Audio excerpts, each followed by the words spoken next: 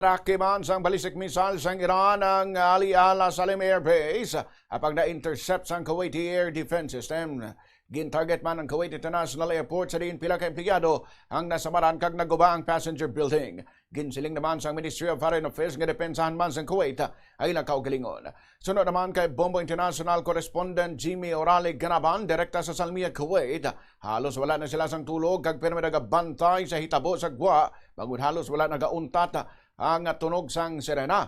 Para yun man nga nagaligma ng mga overseas Filipino workers samtang mataas ang tensyon. Nag-abisa man ang Kuwait nga maghanda ang tanan bangod posible nga madulang supplies ang kuryente kag ang internet connection samtang wala pa subong nagatao o nagatawhay ang sitwasyon.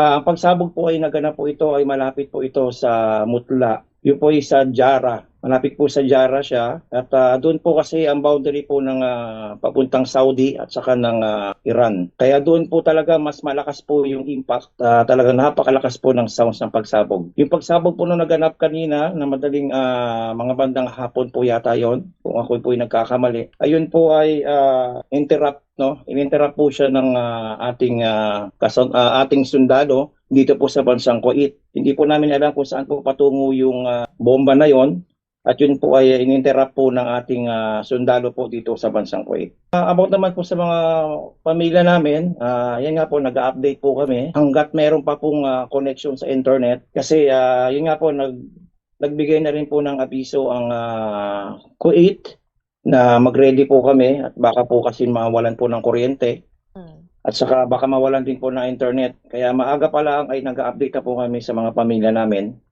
na kung ano man po ang mangyari, at least naka-abiso na po kami.